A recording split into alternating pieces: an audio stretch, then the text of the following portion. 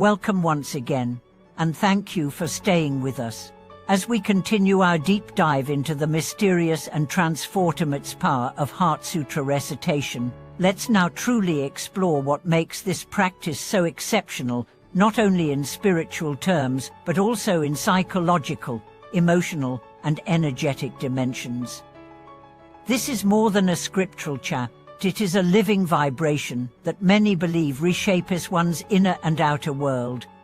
Imagine a person seated in stillness, as gently closed, a candle flickering nearby, not for ritual, but for presence. The words of the Heart Sutra begin to flow softly from their lips. Form is emptiness, emptiness is form.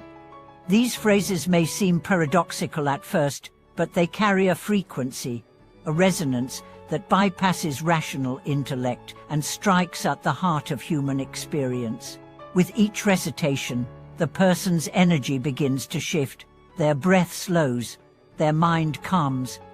The world begins to seem less chaotic. Is this mere placebo, or is there something genuinely powerful at work? Let's look at what energy means in this context. Not the calories we burn, not electricity, but the vital force, sometimes called prana or ki in Eastern traditions. Many who engage with the Heart Sutra report that their bodily energy becomes more stable, grounded, and expansive. They begin to feel warmth in the heart, tingling in the palms, a pulsing in the forehead. These are signs of energetic movement, according to practitioners of yoga, qigong, and meditation. Reciting the Heart Sutra doesn't merely activate the vocal cords, it harmonizes the subtle body. Science may not yet have the tools to measure this fully, but psychological studies do point to the effects of chanting and focused attention. Chanting ancient texts in rhythmic patterns activates the vagus nerve, which regulates the parasympathetic nervous system, our built-in mechanism for calm, digestion, healing, and rest. The Heart Sutra, in its elegant brevity, fits naturally into rhythmic recitation. Its cadence is like a wave, washing over the nervous system, smoothing the turbulence of daily life.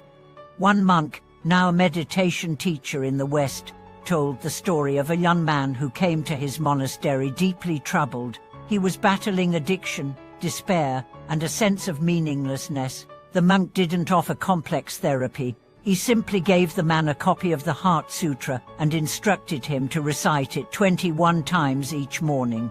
The man returned a year later transformed. He had found clarity, direction, and peace. It wasn't magic, the monk said. It was alignment. The words aligned his mind with truth. This points us to something deeper.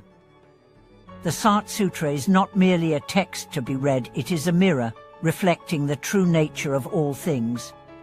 When we chant it, we aren't just saying words, we are tuning ourselves to a fundamental reality, that all things are impermanent, interconnected, and empty of inherent self. This can sound bleak, but it's actually liberating. If nothing is fixed, then anything can be transformed. Suffering can become wisdom, fear can become clarity. Ego can dissolve into compassion. There are even those who believe that the Heart Sutra acts like a protective shield. In ancient times, travelers would carry scrolls of the Heart Sutra, not just for prayer, but for safety. They believed its vibrational field could ward off misfortune. Modern practitioners have echoed this idea, describing how regular recitation seems to clear the air around them. Conflicts dissolve, opportunities arise, coincidences become more meaningful. It may sound mystical, but from a psychological standpoint, it makes sense. When your internal state is calm, clear, and centered, your perception of external events also changes. You respond rather than react. You see clearly rather than through the fog of fear or desire. Let's go even further. The Heart Sutra centers around the concept of emptiness, but not in the Western sense of void or nothingness. In Buddhist philosophy, emptiness means that no object, idea, or being exists independently. Everything arises in dependence upon causes and conditions. Your thoughts are not your own, they're shaped by culture, family, biology, experience. Your sense of identity is not singular, it's a mosaic of moments. To understand this is to understand freedom. Because if nothing is fixed, then suffering too is not fixed. If there is no permanent self, then there is no fixed identity to defend, no ego to inflate or protect. There is only presence, fluid and full. One woman described her experience with the Heart Sutra as to gradual melting. She had always felt rigid, anxious, afraid of change, but as she chanted, day after day, something softened. She stopped clinging to outcomes.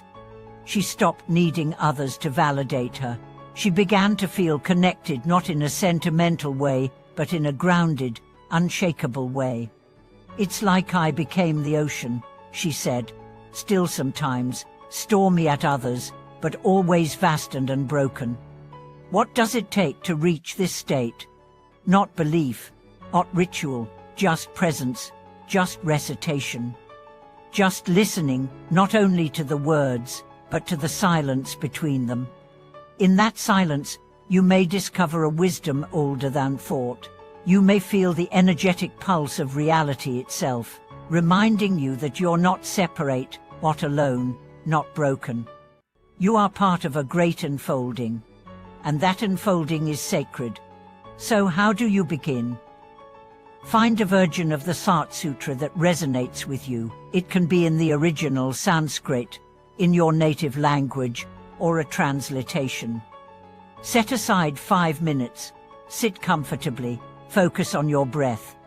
Begin to chant, slowly, rhythmically. Don't worry about doing it right. Just let the words guide you. Over time, increase your sessions. Notice how your mind, emotions, and body respond. You may find resistance at first, boredom, restlessness, doubt. That's natural. Stay with it. These are the layers of old conditioning peeling away. In time, the sutra may become a companion, a whisper in your mind during stressful moments, a refuge when you feel lost, a source of strength when you feel weak. It won't solve your problems, but it may transform the way you relate to them. And that, as any wise teacher will tell you, is everything. Let me share one more story before we close. An elderly man in Japan, widowed and living alone, would wake each morning and recite the Heart Sutra before his tea. When asked why he did this, he said, "Because it reminds me that I am not the center of the world, and yet I am deeply connected to it. That gives me peace." What more could we ask for? Thank you for joining us on this journey into the power and mystery of the Heart Sutra. Have you ever experienced its effects? Do you practice its recitation? Share your stories in the comments below. We'd love to hear from you. Don't forget to like this video, subscribe to the channel, and click the notification bell so you never miss a chance to explore these profound teachings with us. Thank you for watching this video. Until next time, keep your heart open, your mind curious, and your spirit steady.